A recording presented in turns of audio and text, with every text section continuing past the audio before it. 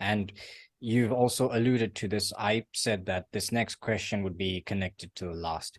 You've been talking around this, this concept of, if we can even use these words, masculinity and femininity. These are hot topics nowadays because of certain influencers. I don't even know if I should say their names. Maybe I will if I just feel like making the algorithm go up, because then they'll pick up my video, I'm sure. But there's this concept of masculinity. How should men be? How should females be?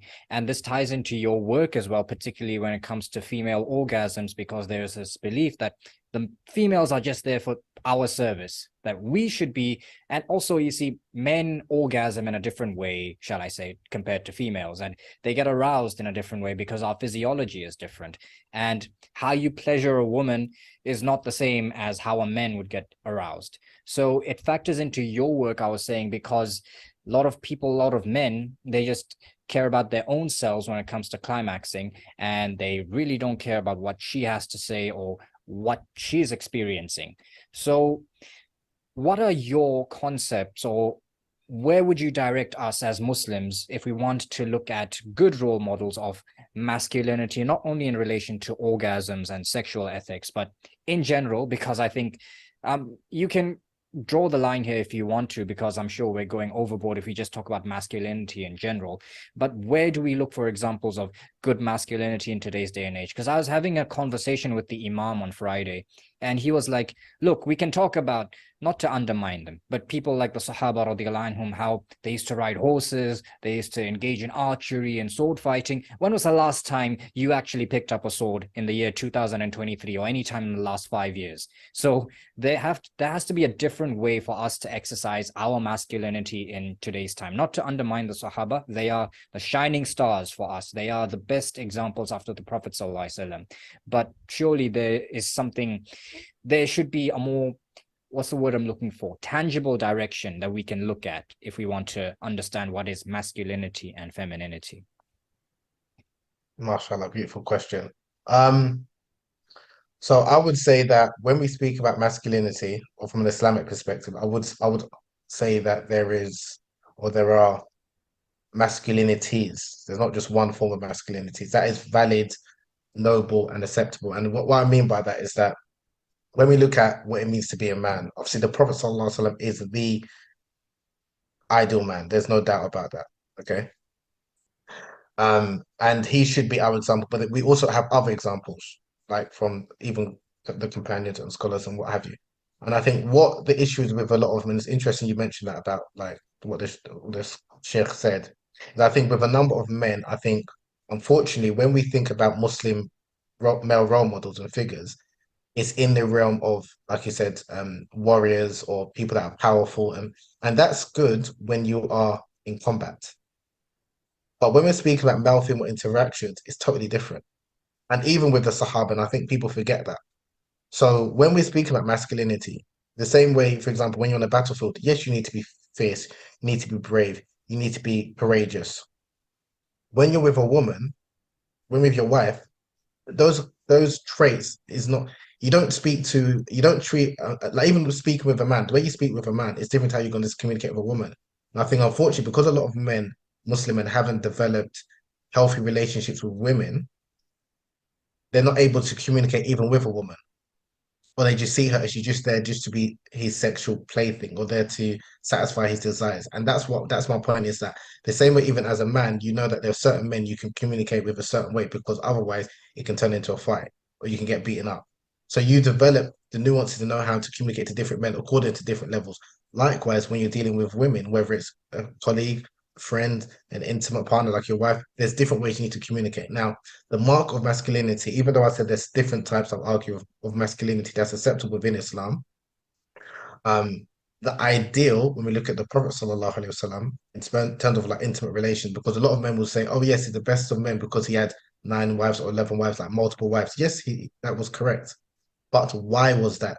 Why was he praised for that? Because he was able to satisfy all of those wives, not only physically but emotionally. It was there for them in terms of their intimate needs, and I think people forget that, and being there for them for the intimate needs is not only in the sense of penetration. right? It's in the sense of checking up on them. There's hadiths that he would check up on, visit them, even if obviously he will stay with one wife each night. He will check up on them until seeing how they are, seeing how their welfare is.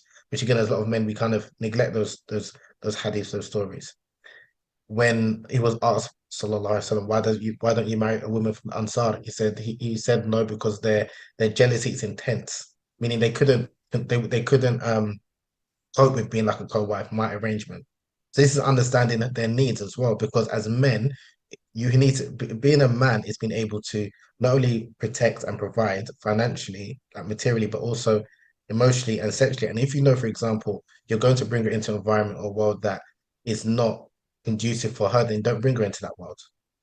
And that's something that Umar bin Khattab, the famous story when he was the caliph of the Muslims, the Amir al-Mu'mineen, and he overheard a woman. Again, this is in Medina. This is a Muslim woman. This is a taqiyya. This is a righteous woman who was complaining that he was reciting some verse of poetry that if it wasn't for the fear of Allah and she didn't want to disgrace her husband, she would have had a man come into her and have sexual relations with her. Now, when Umar heard this, what did he do? He didn't say, Haram, I can't believe this. What's going on? He went to his daughter, so he sought advice. He sought sex advice from his daughter Hafsa, and he asked her, how long could a woman go without um without her husband. And then one narration, she said like either 4 or 5 months or 5 to 6 months because her husband was away on a military expedition for jihad. So then Omar legislated that men should not spend more than 4 months away from their wives because women have needs as well. So again, understanding the context, because if you just read like some fiqh books that says a man should have intimacy with his wife every 4 months, you think, okay, why every 4 months?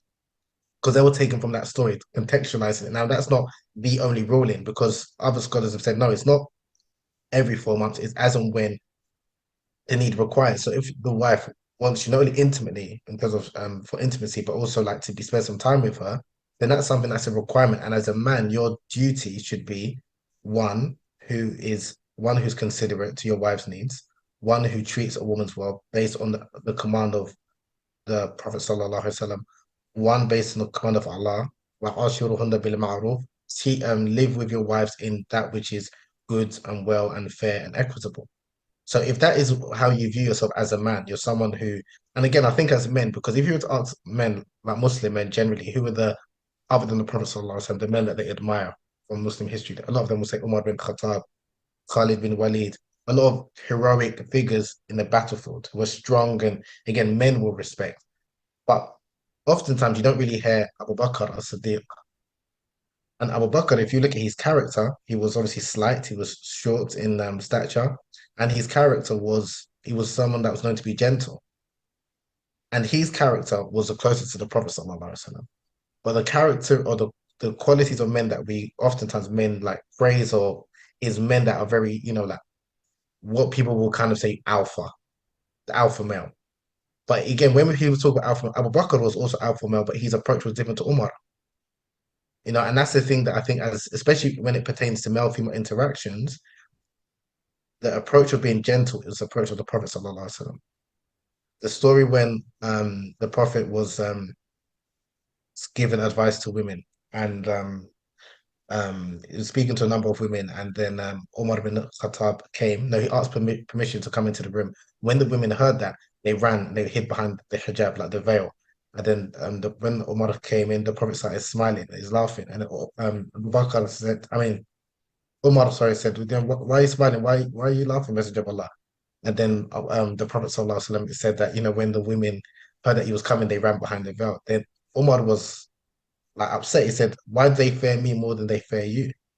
And he said, like you women, you're like enemies of Allah. Umar, mashallah, was very, his words were so kind of like piercing. And then the women said that the Prophet ﷺ is more gentle with us than you. As in, when we're speaking about male-female interactions, when you're speaking with women, being harsh, it's not effective. And that's not the approach of the Prophet, peace upon it. So that's why, again, I just think when men are learning about masculinity, they're learning about a lot of Muslims are learning about masculinity in the sense in the battlefield, and then they're trying to apply that with women. So even like with a lot of these podcasts that we see, especially even some by Muslims, and they're speaking about how a man should be in a woman and men being rational and this. That approach is when you're speaking to another man. That approach doesn't work when you're speaking to a woman. So again, how men, I think there's a lot of ignorance around female sexuality and female pleasure. And I'll come back to, tie into like orgasm and things like that. Because a lot of men, the way we view sexuality or being good in bed is how many times you've had sex, how long you can last, maybe how many sexual partners. So this is how we quantify someone being a real man or good in bed. Whereas if you were to ask women that same question, it's not the same thing. So again, that's where there's that disconnect. So again, a lot of men we're obsessed with performance, we're obsessed with size. Whereas again, with women, that's not the case. Now, although yeah, I do talk about orgasm or female orgasms in particular, I try and explain that I want to kind of debunk this the orgasm imperative. And basically what that means is that it's this idea for sex to be good, you need to have an orgasm. Like sex has to be the goal. Where I argue that sex should be about pleasure, obviously pleasure for the man and pleasure for the woman. So if the goal of sex, you look at sex, is that it should be a pleasurable experience for both man and woman alike, then as a man, again, it's very easy to get off. It's very easy for us to climax. It's very easy to ejaculate. So I don't spend too much time speaking about that. But in terms of helping a woman get to either experience pleasure or experience an orgasm or experience ejaculation or squirting, there's a lot of it's more complicated or more complex or more nuanced that a lot of men fail to realize. So it's about educating them because again, men view sex from a male perspective and they assume that a woman is going to view sex from their perspective as well when it works very differently. So if we kind of get rid of this orgasm imperative that a woman needs to climax every time she has sex the same way a man does, then that also will place less pressure on her. And then when you're focusing on pleasure, then it's about having effective communication, understanding what her needs are, what her love languages are, what her intimacy needs are as well, and what are the different routes. So, like for example, you mentioned oral sex, that's very taboo. A lot of people don't realize, a lot of men don't realize that most women do not orgasm via intercourse alone. Only like 20 to 30% of women orgasm frequently by intercourse. So if that's the case, then you need to, in your sexual encounters, incorporate different things, whether it's manual stimulation, whether it's oral sex, because most women reach climax by clitoral stimulation. So these are things that, again, a lot of men don't know, even a lot of women don't know because they haven't been taught about their anatomy. So these are things that if you look at the books of scholars of the past when they were speaking about eretology, they spoke about the clitoris, which is called the badar in Arabic, and they spoke about even as far back as the 9th century. There's scholars like Jahid, Ibn al-Jawzi in the 13th century were speaking about the clitoris and its importance. And they were saying, even at those times, again, these are Muslim societies, the so-called golden era of Islam, they said that because a lot of men are not skillful in bringing their women to pleasure and climax, a lot of women are sleeping with other women because they're practicing something called saha or siha, which is clitoral rubbing, because they know how to bring themselves to pleasure. So again, this is why it's important that men understand, not just like again, it's important for men to understand this to ensure that their wives are sexually satisfied, and it's important that women to understand this themselves. Now, again, I do believe that it's best women teach other women, although and a lot of women, unfortunately, for different reasons, are uncomfortable speaking about this, or some of them are not even aware of their own bodies. But we have even an example of Amr bin Amra bint Abdul Rahman, who was a student of Aisha. May Allah be pleased with them both. And this is again the wife of the Prophet, peace upon him. She asked Aisha a question: how did the Prophet make love to his wives? And what was Aisha's response? كان ألين الناس وأقرب الناس ضحاكا بساما. He was the most gentle and affectionate of men, always laughing and smiling. So again, this is the standard. This is the standard in terms of if as men you want to be, alpha and all this. The standard in terms of how you should be in the bedroom is someone who's affectionate, is someone who's gentle, is someone who prioritizes female pleasure, is someone who wants to ensure that his wife experiences sexual climax. And there's hadiths that talk about when the Prophet, peace upon him, said to Jabir ibn Abdullah, al-Case, be gentle, be affectionate when you make love with your wife. There's other hadiths that spoke about ensuring that you'll make sure that she experiences climax the way that you like to experience climax or desire, like the way you. So it's just this re-education because I think a lot of us have been miseducated about sex and what it means to be a man. And this, again, I just think that we need to see more stories of of of of of of our predecessors that we respect and their views towards women. Because, like I said, this approach is very harsh approach that I see. Like I was listening to one talk from a sheikh that I used to follow when I was younger. I'm not going to say his name, but very, and he was saying, you have to be harsh with women. I'm harsh with women. My religion teaches me that. So, where'd you get that from? So I need to be harsh with women because it's like, oh, the fair fitna, I need to be harsh with them. I don't speak to them nicely.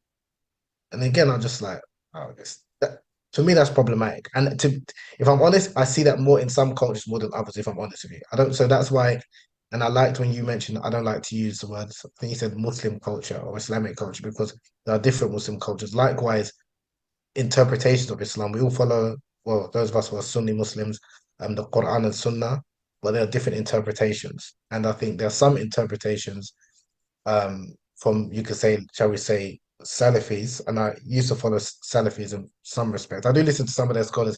It's more harsh in terms of the way they treat women, in terms of it just seems to be more harsher than maybe some other strands or interpretation of Islam. That's not to say that that's the case for all Salafis, but and the reason why I'm saying that, but also is in saying that, so I should add that when you've got even some scholars that Salafis respect and venerate, like Ibn Taymiyyah, rahimahullah, who didn't even get married, but he spoke about the importance of men satisfying their wives and women's right to sexual satisfaction.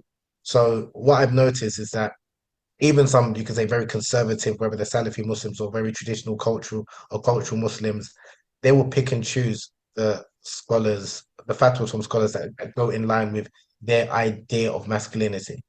And that's again why I think is quite problematic because some of their own very scholars, whereas Sheikh bin Baz, may Allah be pleased with him, whether it's like I said, Ibn Taymiyyah, may Allah be pleased with him, Ibn Qayyim al-Jawziyah in his book Rawdatul Muhibbin, they spoke about the importance of men satisfying their wives. But these stories, these fatwas, they are not mentioned. So I just think there needs to be a more of a holistic approach and where we speak about sex being about pleasure and men prioritizing women's sexual satisfaction and not being afraid, even if you have some issues in the bedroom, to seek, education, counseling, and guidance, and Allah knows best.